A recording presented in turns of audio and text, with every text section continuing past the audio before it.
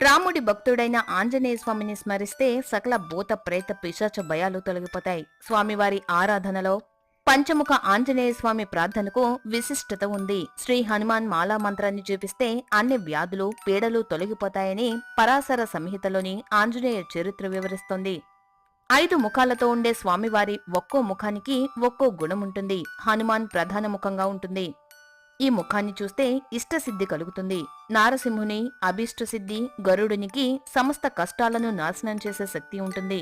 కుడివైపున చివరన ఉండే వరాహముఖం దాన ప్రవత్తిని, ఎడమవైపున చివరన ఉండే హయగ్రీవ మొహం సర్వ విద్యలను కలుగజేస్తాయి.